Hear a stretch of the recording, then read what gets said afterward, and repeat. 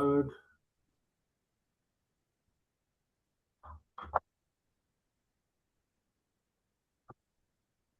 everybody. As I said, welcome to this webinar. This is a webinar as part of the dissemination activities of IEA Wind Task 43, specifically in relation to what we're calling the deep dive use cases.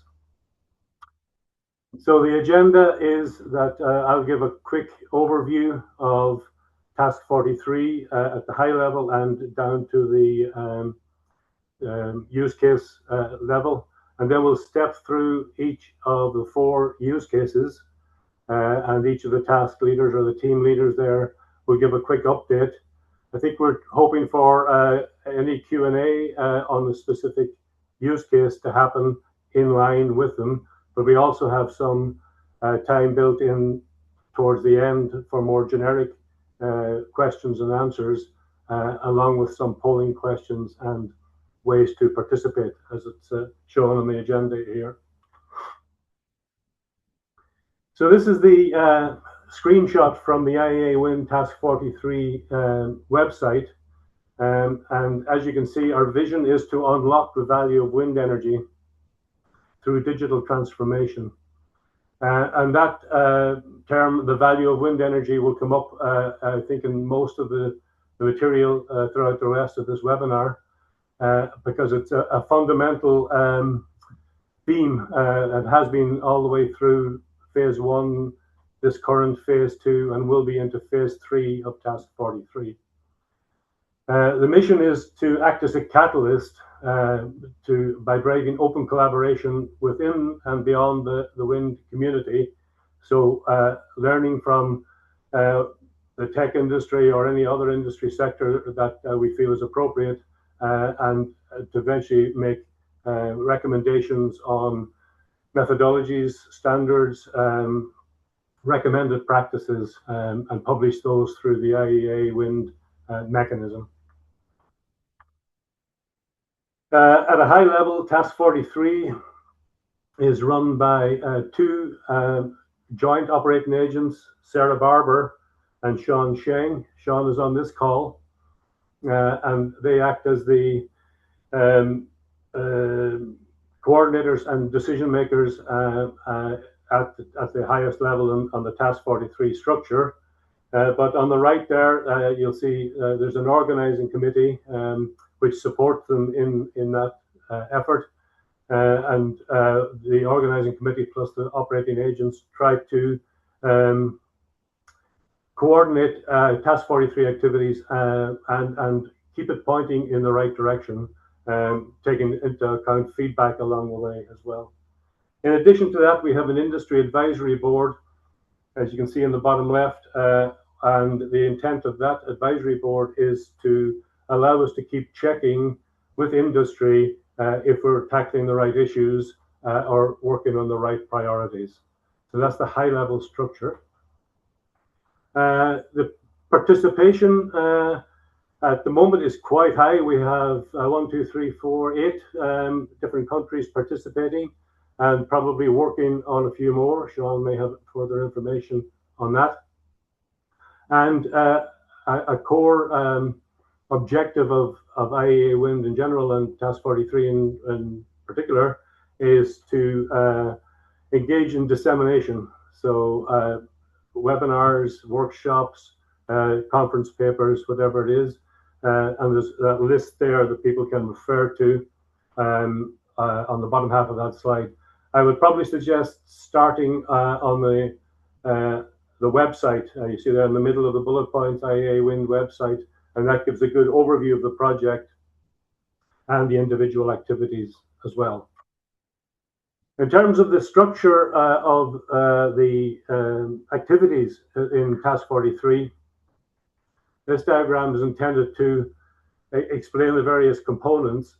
So on the right-hand side, working with industry dissemination, coordinating inputs and outputs that we mentioned earlier on. On the left-hand side, in this phase 2, there are 3 working groups. One on data, working group 1 on data, working group 2 on culture, working group 3 on cooperation. And in the red box there, you'll see the working group 4, which is the deep dive use cases, as we call them, whose objective is to provide inputs to those working groups and also takes findings from those working groups and look at the possibility of implementing them in a particular use case or in a particular potential solution. Looking at the use case activities in more detail, there's a sub committee or a coordination team led by Sean and supported by the others on the slide. And that team attempts to, again, collate and focus the use cases to highlight the advantages of digitalization and to abstract learnings across what hopefully you will see are quite diverse use cases with some very common themes. So some of these people are on the call today, and we can talk about that coordination process if that comes up later on. So the motivation for use cases is something that we arrived at back in the early days of the project in relation to that value demonstration idea that I mentioned earlier on. So if we are acting as the catalyst for digitalization initiatives, then it would be very beneficial if we had actually tried out some of the solutions or the concepts or the opportunities that we see there, and also to try to quantify the value of them in some way. So on the left-hand side, there's some of the main motivation topics there, illustrating the benefits, focusing on data-driven decision-making, which is a common theme. One of the common themes, I think, across the use cases that you'll see later on. But demonstrating methodologies, looking at some of the lessons learned and findings coming out of those use cases and feeding them into various places, either into task IEA Wind recommended practices or into the other working groups or both. So there's quite a motivation there for engaging in these more whole or more holistic use case demonstrations. In order to achieve that, on the right-hand side there, you'll see that we set about creating a curation process, looking for use cases, looking for ideas, whittling it down, and eventually ending up with a short list of use cases that we think make sense from a Task 43 digitalization point of view. This is that whittling down process. It's basically a funnel process of taking ideas and narrowing them down and eventually selecting the final set. So these are the ones that are on the list at the moment, but I won't go through it. I'll just point out here that when the use cases are in process and complete, there are two types of outputs in this red circle that we hope to get. One is the products of the deep dive use case itself. It could be code, or it could be models, or technical findings of some sort, specifications, etc. And then the other one is to try to abstract the lessons learned. So the individual team leaders that you'll hear from shortly are the people who engage in and deliver these products or outputs from the use cases, and then a combination of the working group 4 steering team or coordination team and the team leaders will work on these learnings across all the use cases, and those will form the basis of our recommendations and feedback into other activities. to yet again mention the word value, and it'll be interesting, hopefully, to hear any comments people may have on the perceived value of the use cases that you're going to hear about. But we're not short of ideas on how to measure value. In fact, we probably have too many ways to measure value. And if we're trying to do it consistently across projects, it can be quite difficult. But these are some of the ideas that we have on the list at the moment. On the left-hand side, everything from revenue enhancement to decision accuracy to sustainability enhancement. Or it could be, time to some objective or time to some goal, like time to make a decision, time to market. How does the use case demonstrate an improvement in time to innovation or time to yield and insight? So again, these are some ideas that we have, but any comments or inputs as we go through the use cases or at the end would be very much appreciated. This is another framework that the use case coordination team put together, and this is intended to complement that selection process I showed earlier on, but it's looking at the life cycle of the use case from the initial definition all the way through to feedback and further iteration, with references in there to establishing value metrics as well. So as we go and probably into phase 3, we'll be trying to put a more structured approach so that we can, for example, say use case number 4 is at stage 4 in this project life cycle. So that'll help us again abstract information and findings from it. So those are some of the things we're doing to try to coordinate the use cases and get as much learning out of some of the very good work you're going to see shortly. And again, feedback on how we might improve that overview or coordination process, more than welcome. So here we go into the deep dive use cases in detail. We have 4 use cases. The top left, the wind resource assessment model, which Gibson is going to take us through. The risk-based maintenance decision-making for blade leading edge erosion for NOAA. And Harry Kaysen will take us through the extreme events impact on gearbox reliability.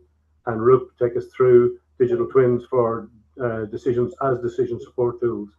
Each of these, hopefully you'll see, operate or engage at a very different level. Some are at the data level, like the wind resource assessment. Others are at the component level, like the leading edge erosion or the gearbox one. And then Roop's project takes a much more holistic view of wind projects. So hopefully there's a good blend here, and it's of interest, and each of them in their own way demonstrate the value of digitalization. So that's everything I have. Gibson, do you want me to just do next slide for you, or do you want to share? Yes, please. No, if you can control the slide, that would be great. Thank you, Des. Well, indeed, yeah.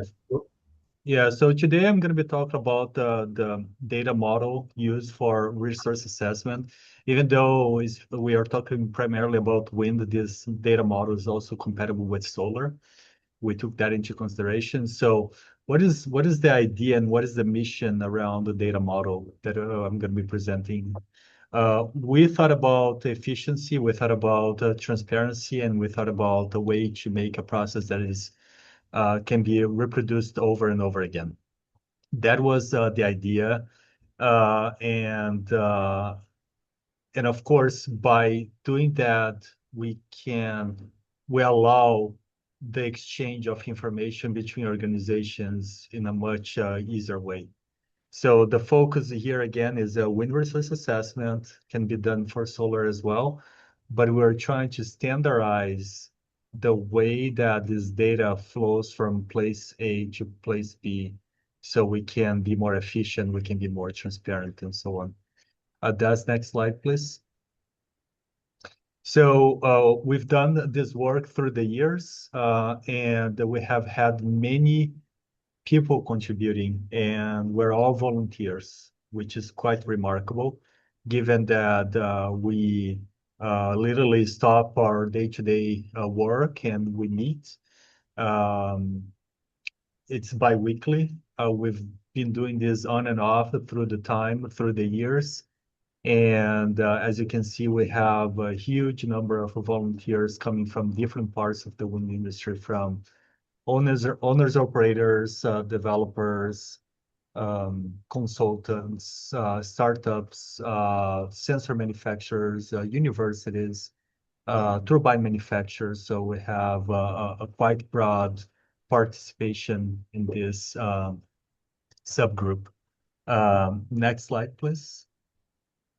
And for you who is not familiar with wind resource assessment, the way that we work, or wind resource assessment, solar assessment works, is that uh, we collect data from a weather station. It can be a mat mass, it can be a lidar, and that data, as any sort of like time series data, composes of two pieces. On the left-hand side, you have the time series. That is the data that you're going to be working on top of it, and it can be processed with Python, with software that is used standard by the industry. And then you also have the metadata, which actually describes the configuration of that data. For example, if I have a sensor at 60 meters pointing at 20 degrees and is being measured in meters per second and is being wired at channel 1 of logger, and it has this slope and this offset. So all that metadata, it's mandatory, so we can make sense of the data, right? So if I don't know even the GPS coordinates of where that Met tower is installed, I cannot even use that data. So the wind resource assessment data model works with this kind of metadata and data. So it's trying to connect those two pieces together and make sense of them. Next slide, please. And the way that we do this is through a data schema it's a JSON format. On the left-hand side, you can see a classical PDF format, and this can come from an installer in Japan, or it can be an installer in the United States, and they all gonna have, of course, the PDF forms will all be different. And the idea is to get those PDF forms, that the user would get those PDF forms and transform that data into something that the machine can read. So by putting a JSON schema like that, I can easily use Python or any other programming language to actually make sense of that information that once upon a time was in a PDF document. So we create this data schema through the years that describes a mat mass. As you can see, the PDF shows that the sensor one is in channel 1, that the type is an anemometer. We just translate that into a JSON format. So in theory, this is a quite easy job, but we do spend a lot of time talking about the definitions and so on that goes into the data model. Next slide, please. And as I mentioned, we've been working this for years now. It's been almost 4 years. I can't even believe on that. But we did our first release in 2021, in which we started with solar Met tower and remote sense devices. Then we included digital calibration certificates that are now being used by all the main calibration facilities. We included floating lidars in 2023. We included in 2024 independent wavy buoys, and until December of 2025, we're still working on the updated version that we're seeking to release, the 1.5. So in June of 2025, we released floating lidars, but we're doing other updates that are to be released still this year. So we're still active. We are still planning to meet in a bi-weekly basis, even though we haven't done any meetings in January. And we keep moving with the format. So if you want to check us on GitHub, this is our address. And the next slide, please. And in terms of people adopting, as you can see also, we have major players adopting. We have 20 plus organizations that have been contributing to the development. We have a joint offshore industry letter of support. We have startups that have created products on top of this, and major organizations, as you can see. So we have not only contributing, but actually using it. Major developers, major wind tunnels, major turbine manufacturers, major sensor manufacturers and consultants, all using this product, and we keep growing. So we're excited to what's coming for 2026. And with that said, Des, I'm passing the ball back to you. Thank you very much, Gibson. We have a few minutes to take any questions or comments from anybody.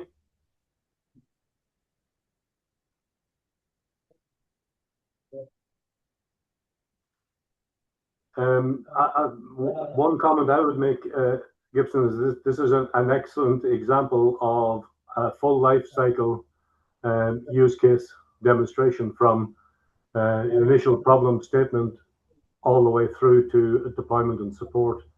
How does it compare with other initiatives that you might have come across in the industry? Is there something about the way this one was done that might set it aside or would provide some recommendations into the industry or into Task 43? Yeah, that's a very good question, and thank you for the compliments. I think that when we started, we never thought about like doing something that would first we looked at into what would bring more value with the least amount of effort.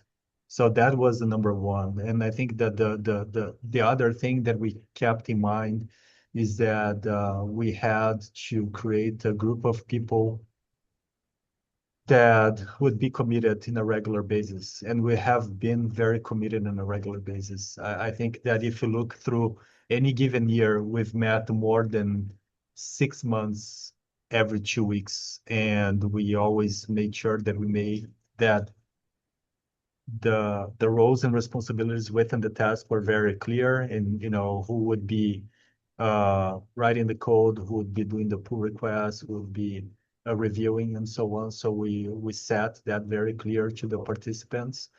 Also, we never pushed anyone to come and like you have to do it. It always was in a volunteer basis, but the roles were very well established.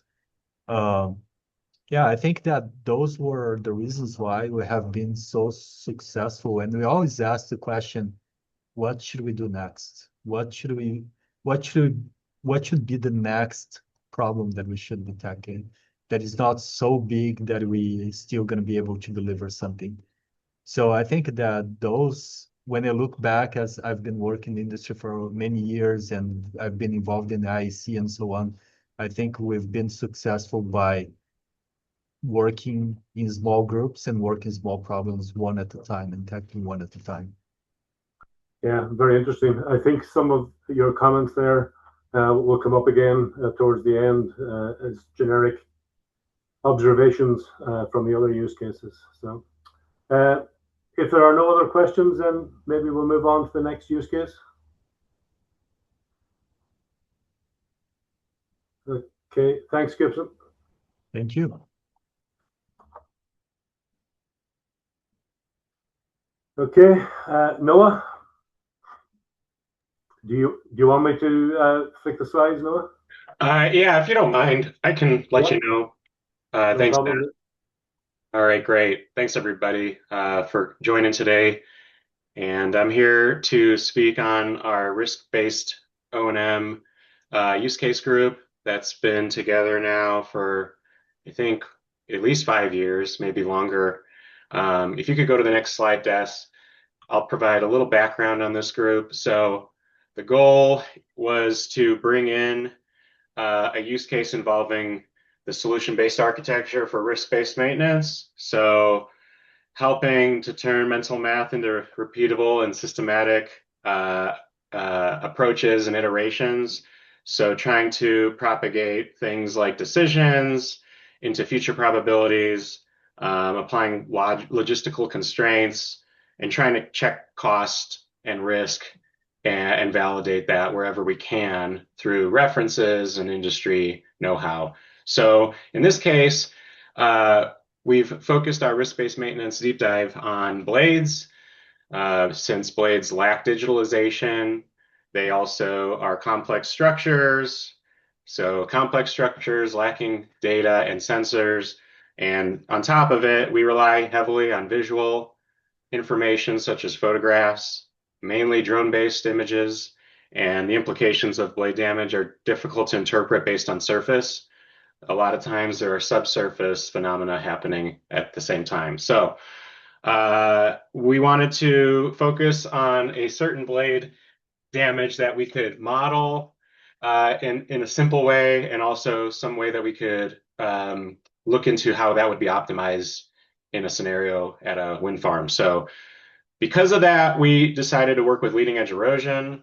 I'll add that around this time, EPRI had wrapped up a white paper. You can see the title on the slide, or sorry, it's not on the slide here, but we wrapped up a white paper in 2020 on blade defect and damage categorization working with DNV. So we brought that structure into this use case. And thanks to IEA in this use case, I think the EPRI approach itself has been more broadly adopted. So it's been helpful working with IEA in that regard. You can see, so the application is wind turbine blades, time to repair optimization, focusing primarily on leading edge erosion, since all blades are subject to leading edge erosion, and there are some governing parameters that I'll get to in a second. You can see the participants here below. Yanni is still part of the group, but she may be taking a step back, but she's allowing some of her other students to come and participate now. But most of these groups are still participating for the most part. If you could go to the next slide, Des. So, like I mentioned in the last slide, we're looking at leading edge erosion damage propagation. This was based on a model that Ryan Clark at Sandia brought to the group.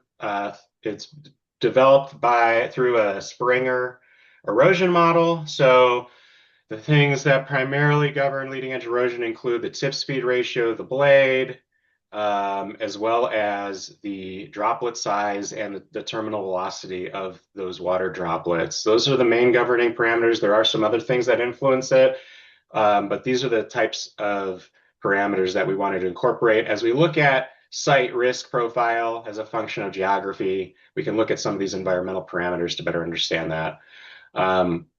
We also utilize a risk-based Bayesian decision model to look at whether through a simulation, if the desired outcome was to repair or not, inspect or not, or if there was in fact a failure, which would be deemed a category 5 leading edge erosion by the categorization scheme. DNV also helps support with some cost numbers, trying to look at different cost scenarios and building a cost model into each of these iterations so that over the course of, say, 10 to 20 years, you could minimize costs by picking out when those time to repair intervals should take place based on your site environmental parameters. Now, there are some other assumptions that we disregarded, like different blades can have different service coatings, no two blades are alike. So there are some other details here that we could get further into if we wanted to improve the precision. But honestly, I think we covered the governing parameters rather well. There is a journal article that was published last year that Yanni led in Energies. It's publicly available through MDPI. So there's a hyperlink there if anyone's interested in having a read through that. And it's basically showcasing everything to date that's been done through this group. So yeah, I think we've done a really good job to get the model out there, do some analytics-based validation work. I think we could do more maybe to validate it with some field data or with some industry experience. There's some other pathways that we're considering, maybe taking this model and applying it to something completely different even. So yeah, it's kind of open door right now, and we're currently brainstorming where to go next with the group, and we have pretty good inertia. So we're open to feedback based on how you feel about this model, how useful it is. If you think there's some improvements that could get it out there in use in application more readily. That would be great to hear about. Could you go to the next slide, Des? So I touched on a lot of these things already, but some of the lessons learned, again, working with blades, composite structures, we had to carefully pick the use case, rely on a model that is well understood. I think if we want to go back and do this with a damage that's less understood, we'll need to rely more heavily on failure data, field data, so that we have a point of reference to then maybe go into the analytical space, kind of go about it the opposite way. But we did it based on the interest from the volunteers. And like I mentioned, EPRI and DNV had just collaborated on this categorization scheme. So it was kind of perfect timing for that. We've had pretty good volunteers. We've had WeCan join recently and a few other groups that we're excited to work with more. But as far as working with industry partners, that wasn't as easy, and we're trying to find a way to push industry to want to collaborate, share data to get to, a more accurate answer on something like this. And we're looking for maybe some tips on how to do that, or any leads who are interested in blade leading edge erosion and other types of risk-based maintenance approaches. Less concerned about the funding. I think that's more understood now, but just trying to get volunteers to understand what the commitment is, that it's a shared commitment, but in the end, they're getting something that benefits them and their own organization too. So just trying to make that mission clear to everybody. We talked about data, fabricating. Artificial data is another possibility, synthetic data, but again, there's just so much limited data on blades especially, so we just didn't consider that. We are still looking for some leadership in that group. Des and I and Sean and Yanni are primarily heading up the discussions around that group. We've got some new participants, so that might change here soon. But again, leadership and execution, we're looking for more, and we're still considering where to go next. So exciting times if you want to get involved. I think I have maybe one more slide, Des. Okay. So yeah, we're looking for partners, especially if someone's interested in participating as an asset owner, sharing their data, looking to see how close this time to repair optimization model can get for leading edge erosion exclusively, or are there some biases we need to bake into the model because of some other things that happen with how blade O&M correctives are managed in general. There's more callouts than there ever are correctives. That's how the state of the industry is. So maybe there's some other ways to frame this. But more than anything, we'd like to try to validate this with real field data. If that's not the case, I think we're open to considering taking this approach again and considering applying it to something completely different. Who knows? Inverters, maybe, I don't know, anything on a turbine. So if you're interested, I left my email address here, and yeah, I'll pause here in case anyone has any questions. Thanks. Thanks, Noah. Any questions from anybody?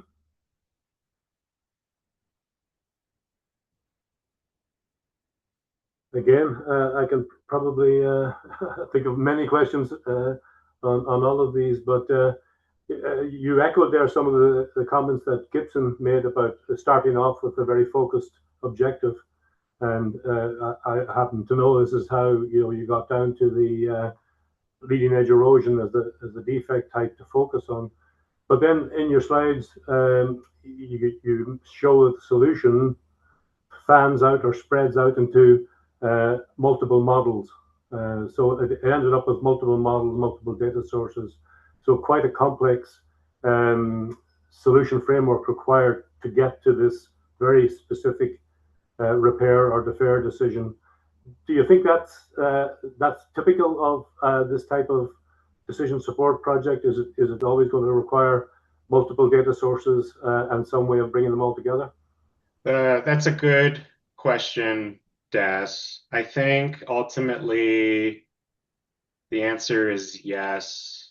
I think we also don't have enough aggregated data. And so it's kind of the position that EPRI's in now too. We have a benchmarking database. We have, I don't know, 40 or 50 gigawatts of failure data now, and it's still not enough when it comes to blades specifically. Just trying to aggregate all the different types of crack pathologies, fracture mechanics, and isolating the risk profiles around those. So I think that's the key is, so something we're working on at EPRI is trying to better understand these damage pathologies and what is the actual probability that a crack feature is like this is going to turn into something that's actually consequential, that becomes something that needs to be corrected. So I don't think, yeah, so I think we do need more data sources. We need more data in general. And we need to share more on this with blades. If we don't have sensors, we need to rely on observations, confirmed, truthful observations.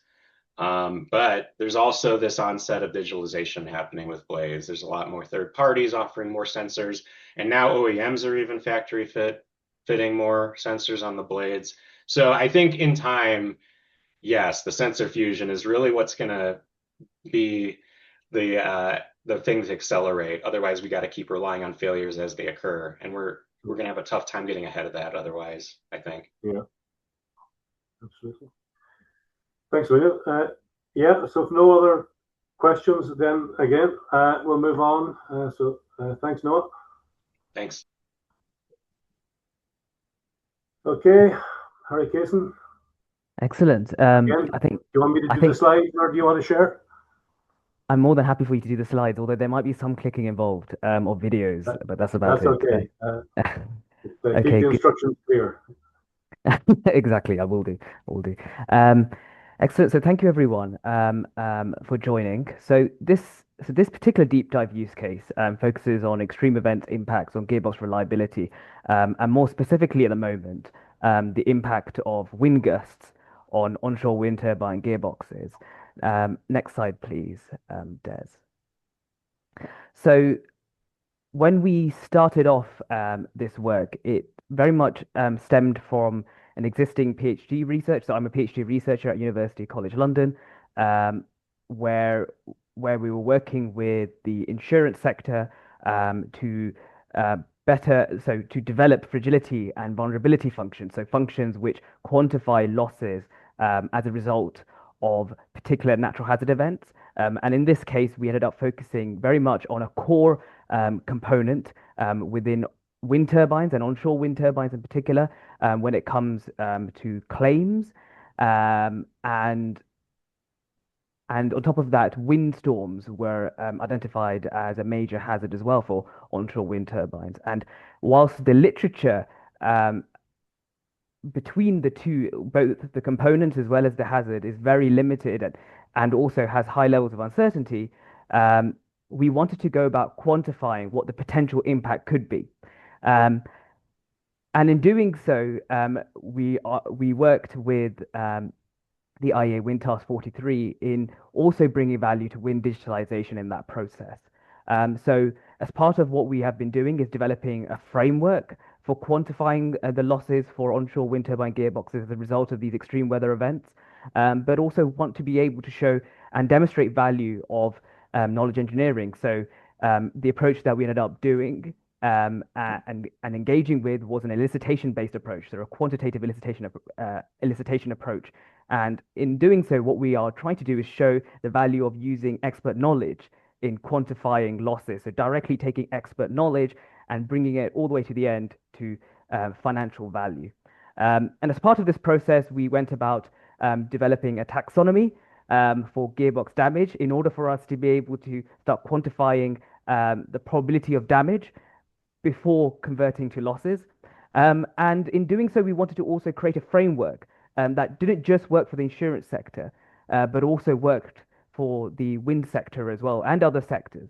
And I'll come on to that a little bit later. And so there's a couple of participants here. There are a lot more participants, both current and former, but down here I've just shown a couple of participants who have helped co-author a draft paper on the work that we have done so far for Talk 2026. Next slide, please, Des. Thank you. So in terms of the taxonomy that I was talking about, here is an example on your right-hand side, and it only shows a part of that taxonomy. And so what we did is we went about identifying key states of damage when it comes to consequences for OEMs, so original equipment manufacturers, as well as operators. And these are the three states of damage that we found. In and this was identified based on both the location of failure, so generally up tower repair slash replacements, which is damage state one, um, are usually a result of damage at the high speed or intermediate stages, whilst full gearbox replacement, whether with a refurbished or new gearbox, tends to be at the intermediate to low speed slash planetary stages. And in terms of order of magnitude of losses as well, there is a major difference as well between these three states of damage. Next slide, please, Des. So once we had developed these damage states and this taxonomy, we went about creating a framework. And just to give you a bit of a sample, if Des, you could click play. Hopefully this works.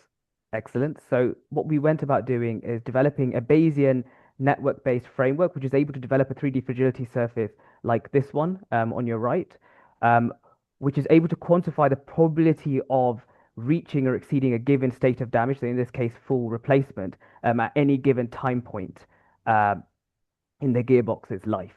And yes, I think we might need to play it more than once. But yes, so as you can see, the fragility curve changes. So the fragility to wind gust changes with time. And in order to develop these, well, to develop this fragility surface, we ended up taking a Cook's method elicitation approach, so a quantitative elicitation approach. And not because this is the be all end all, but because of a lack of empirical and analytical data. And we wanted to be able to quantify the current uncertainty which exists across a number of sectors, including the wind energy supply chain. And so we ended up developing an exercise as part of this sub-working group within the IEA Wind Task 43, focused on the wind energy supply chain. And as I will mention later, we also developed parallel exercises for comparability for the insurance sector as well as other sectors, such as the utility sector.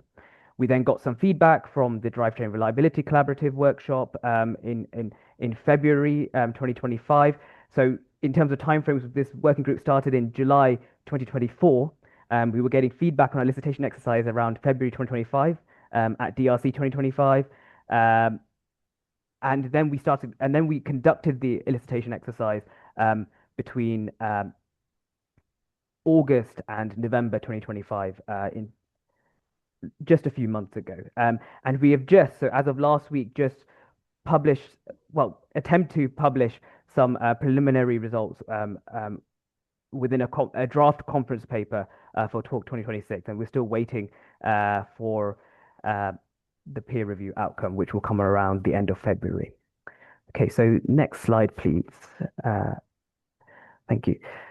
So in terms of future work, what we want to be doing in this, as part of this grouping, is to be able to validate the outputs that we're getting from this elicitation approach with empirical and analytical data.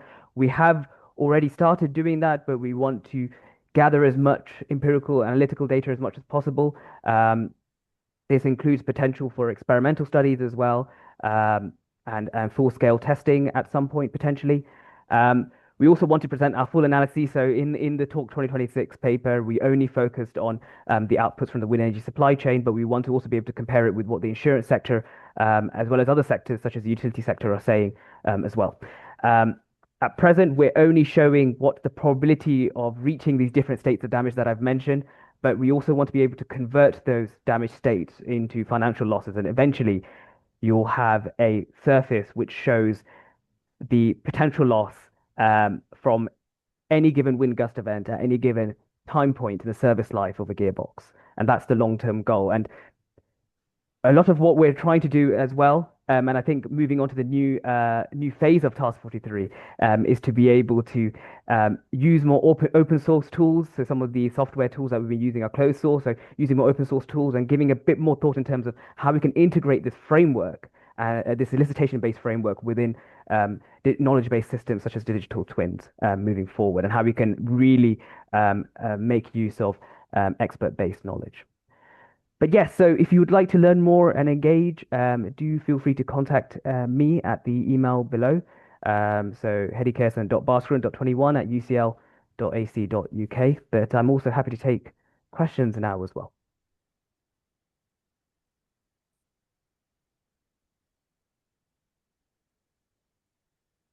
Any questions for Harry Kaysen?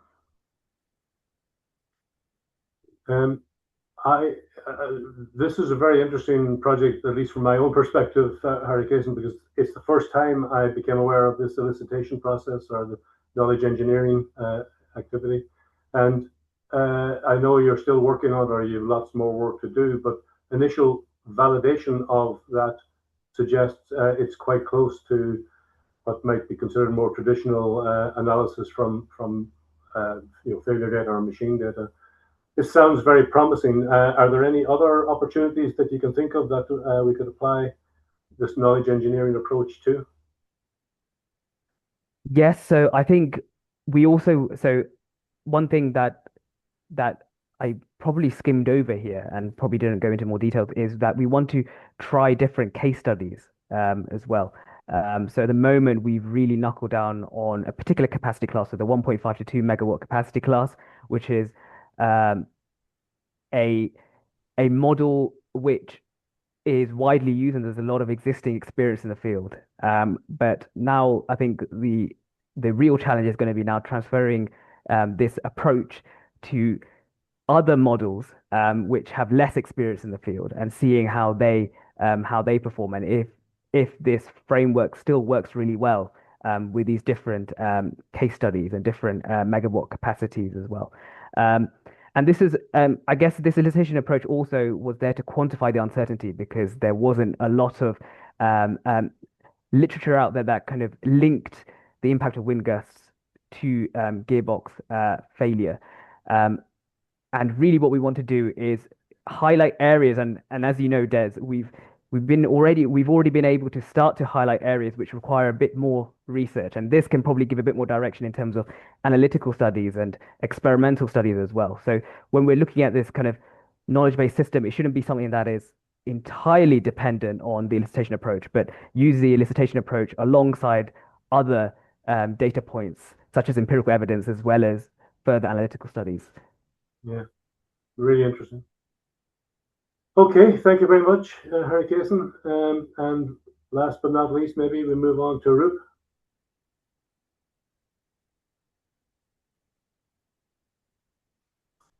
I think this is a very different viewpoint, Roop, a more holistic decision-making process or decision support tool. So off you go. I'll do the slides if that's okay. That would be great. Thanks, Des, and thanks everyone for having me here. I'm excited to talk about this today, and I've really enjoyed actually the helpful review from our colleagues and the great work that's being done in the task.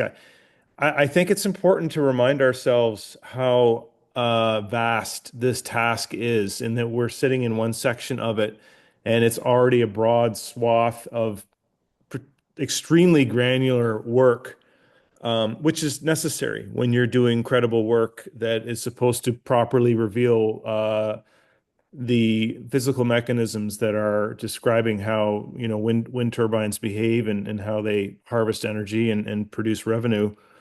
I think what's really important to understand is that what we're trying to do here in our small corner, tiny corner of the task, is ultimately leverage nearly everything that's being done, at least from the ground up. And that's the intention here, is that, any true digital twin means that you have, in my mind, you are getting the modeling as correct as possible.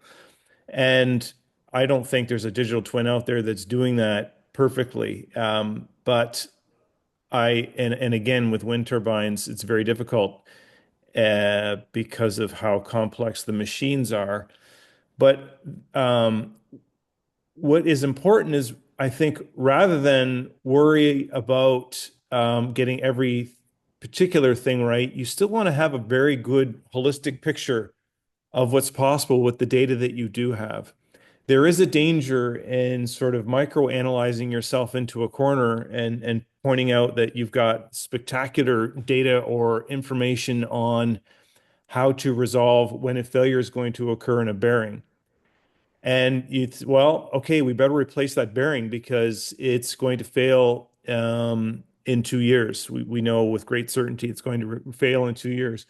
But maybe the demand for the farm will be gone by then, and it's a massive repair. But you didn't think about that because you weren't paying attention to market signals. Or maybe you thought against repairing something because you thought the farm had very little life left. And and this may have been the case. But to bring life to the farm, it may require an investment that initially would not have been considered. But when market signals and market analysis incorporated into the decision, that may change your maintenance decision. So while I say that, Des, next slide, I'd like to just get into what we're doing.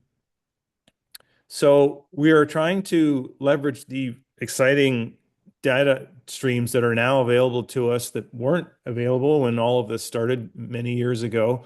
And we want to be able to create an accessible, transparent approach to modeling the prospective value of an investment decision in a wind farm. Ideally, I say ideally because we are definitely not there yet, but ideally things as granular as maybe replacing converters or pad mount transformers at a particular turbine site, or something as sweeping as repowering with nacelle replacements and things like that. Our team, myself, Amir, Max, Nikolai, Todd, Des, Donatella, Marianne, and Sean have been very helpful in sort of contributing grounded inputs to this work and helping us sort of move this forward. Again, our intention is to sort of be able to, as I introduced, handle decisions that are small and large, that are informed by not just the state of the wind farm, but the state of the investment at large, in that wind farm's value really comes from the fact that it performs in a market. Next slide, please. So if we think about where things were in 2008, which is kind of where I started working on wind farm reliability, and trying to make decisions to help wind farm owners here in Canada, the attitudes were, well, this farm is new. I really want to make sure that costs are minimized, and we want to run them as long as possible. But and I don't think this farm was the only one that was like this. They didn't really budget enough for maintenance. So, and the idea of thinking about what we would do when the farm is nearing the end of its first contract, which was roughly 20 years from then, it just really wasn't thought about. But now here we are, many years later, and wind is well understood. It is in Canada for sure, it's a very desirable asset in terms of that green, low water footprint power. So we now have, where we had one customer for the wind before, we now have microgrids that neighbor the wind farms that want the local power. We have people that want to produce hydrogen from this wind. We have local greenhouses that are looking for this power. So, and we're coming to the end of the first single customer contract. So there's all of these questions now that say, I have these depreciated assets, and I have an interesting and evolving market that includes things like battery storage and energy arbitrage. I have a lot of decisions that I could potentially make here. So that's really changed things. And the other thing that I think has really opened up possibilities in this space is that we have a much better ability to quantify risk, which has been improved by these digitalized data streams and all of the models that we actually saw presented ahead of my small talk here. So reliability engineering has come a long way, which is making these models and the ability to make these decisions informedly so much better. The notion that risk is always a bad thing is also something that needs to be countered, and that's something that we're trying to put here, is that the forward speculation about the revenue generation opportunities for a wind farm will really help people change perspectives on what would be perceived as prohibitively expensive investments in repairs or modifications to a farm. Next slide, please.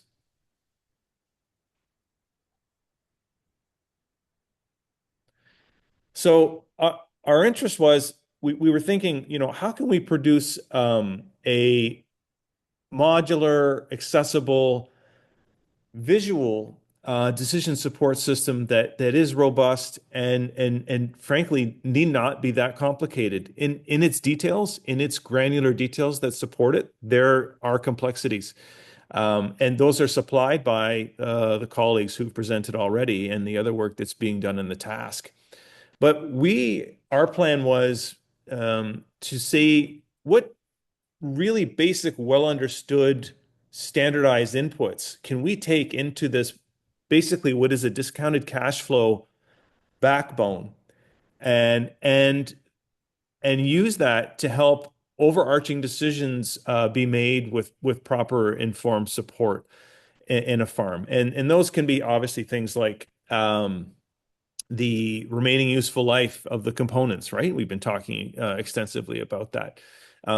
We can talk about the value of a power purchase agreement that is currently in play, or one that is potentially coming, the likelihood of an incentive coming or going in the near future.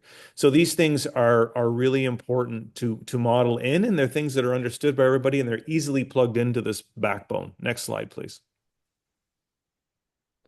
So I didn't mention, so Alessandro is working with me at the University of Windsor, and the other person that's been really instrumental in helping us put this together is Marcus Wiens, who is at Fraunhofer. And so Marcus and Alessandro and I have tried to put together, we have a publication that should be coming out shortly from IOP in a conference, offshore energy conference from last summer. And there's a wind energy science paper that is in the final throes of the last review. We hope that should be coming out hopefully in a few months. So on this work, and it's fine to talk in these wonderful sweeping generalities, but to really improve understanding, it's nice to have a use case with some specificity. And so we did that with Marcus's help. He has access to an 8 megawatt research turbine in Germany, and we have data from that because of the actual operating turbine and Marcus's digital twin. He has a DigiWind project that enables us to access those data points. And you can see here that we've also grabbed real market variables from the German market, where Germany was entertaining the possibility of a sort of a top-up incentive being reduced or eliminated in a few years. And so this was giving German operators pause on how to operate their farms or invest in their farms going forward. And so we chose this as a sort of a simplified scenario to investigate the efficacy of an approach like this.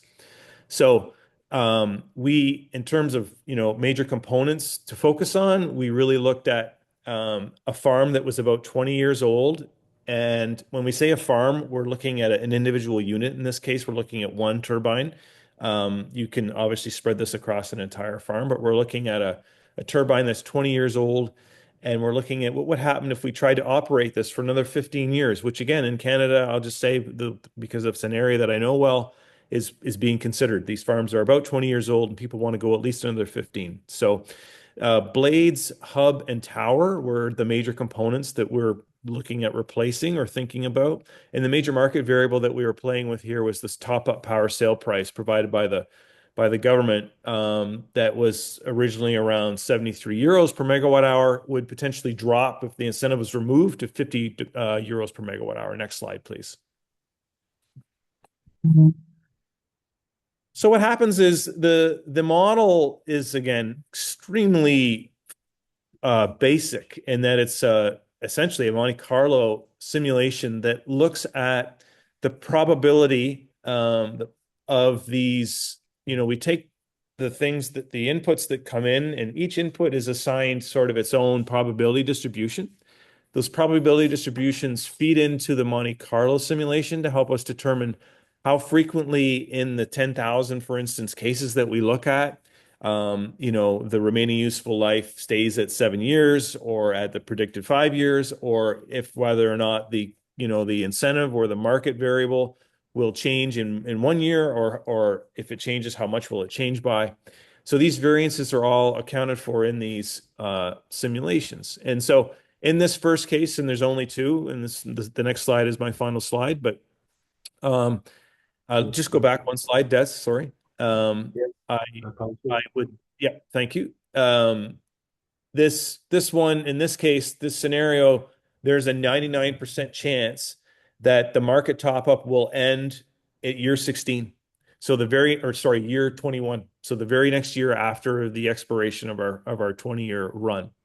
And you can see that with all the other variables that were considered, most of the net present values for the investment are negative, which would definitely push somebody away from this. And it shows the impact of having that incentive drop off so soon and so close to our weighted investment. And so the recommendation really we're here would be to sell it. Now there's a green line out at the right, which represents sort of the real options analysis output, which really captures market volatility and rewards those that hang on to high risk assets for a long time, but it's not necessarily a high probability outcome. So it is risky. Next slide, please. Now, what we do is we actually look at, well, what happens if the incentive instead, there's a 75% probability that the incentive goes away at year 5? Well, now things look a little more promising. Net present values improve significantly just with that move from the likelihood going from almost near certainty at 99% to 75%. Also, when you temporarily push off that incentive to end 5 years from now, your investment prospects look much better. And in fact, the 90th percentile starts to approach the real options valuation, which again shows you the value of hanging on to an asset through thick and thin if it's promising, again, if you're willing to tolerate higher risks. But in any case, that's my final slide. And as I would say, I would reiterate that we absolutely need cooperation and support and interest from our colleagues that are, these numbers are only as good as our inputs. And the inputs are things like the remaining useful life predictions and of course market value inputs and other things that can affect the farm insurance values. Those inputs are critical for the accuracy of our model. And so I'm anxious for any questions that anyone might have. Very good, Rip. Thanks a million. Maybe I'll just jump in with one. When you look at the eventual solution space here or the deployment phase, do you see the solution being used on an as required basis where maybe every few months or at a particular decision point in the life cycle you run the model, or is it something that would be running in the background with various reports and scenarios coming out? Yeah, that's an excellent question, Des. I really appreciate that.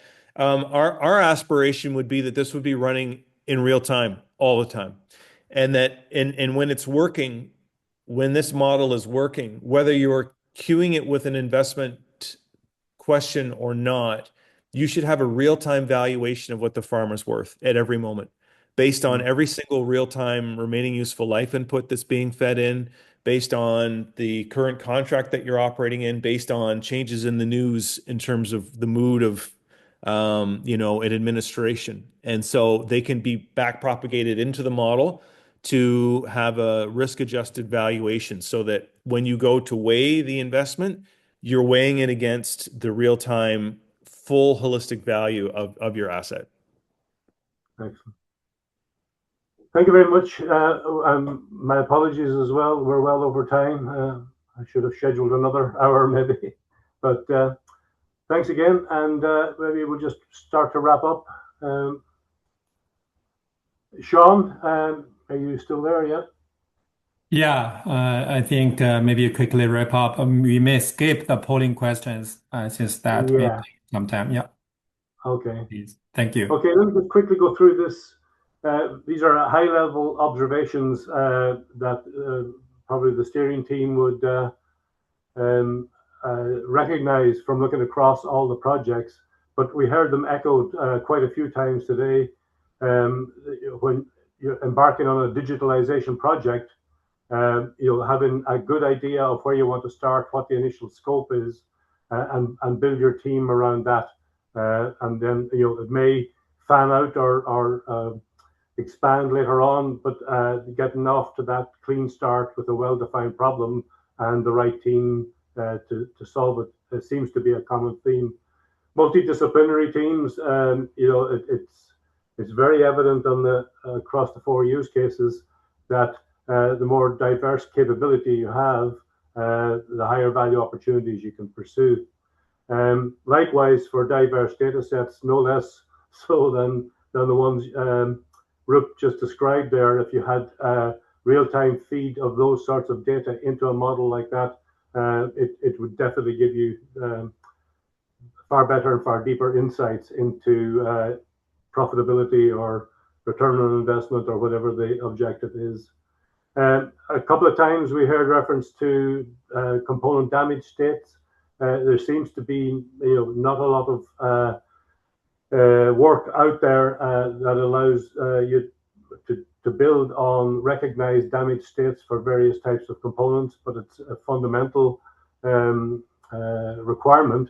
And as Harry Kaysen mentioned, try to move between the wind energy supply chain and the insurance industry. They have very different views of what a damage state is, so it's quite a challenge there. And last but not least, standardized metadata schemas, as Gibson highlighted there. Once you have it, multiple opportunities arrive from it or derive from it. So these are somewhat obvious but high-level observations so far. You also heard that the teams are all working on publications around the work that they're doing in various states of publication. So that's when I was referring to the items in the red circle in the process slide earlier on. That's one of the key outputs from each of the use cases. And I think there's a bit of work to be done by the use case steering team to further develop these high-level observations and look at the lessons learned and how we might make generic recommendations on how to do a digitalization project. So that's just a quick update on some of the findings so far. As you say, Sean, I think we'll skip the polling questions. Yeah, ways to participate. Everybody's, as was mentioned a few times, these are at least the task 43 component of the work done here is on a voluntary basis, and it's always good to have multiple hands on deck here to work through some of these, to bring expertise, ideally to bring data as well. So when these slides are published, if anybody feels they can contribute, we're definitely keen to hear. I think that's it, Sean. Acknowledgements, yeah, the coordination team, the individual deep dive use case team, some fantastic work going on there, and there's funding, not very much, but a funding from participating countries that helps keep at least the coordination activity going on task 43, so that's much appreciated. And that's really it. And again, once more, apologies for severely running over, but it's very good to capture all of these updates in the one webinar. So thanks to everybody who contributed. Any comments, thoughts, Sean? Thanks. That's great. Thanks for filling in. Yeah, I couldn't host today, but appreciate the opportunity for all the leaders, coalition team members. I look forward to working on this to observe what will be happening in the new phase. I'm sure there are a lot of interesting activities to benefit the broad community. Thanks all. Thank you. Okay, with that, thank you very much, everybody, and we'll talk again on calls soon, I hope. So, bye for now. Bye. Yes. Bye. Thanks. Bye. Thank you. Bye. Thank you.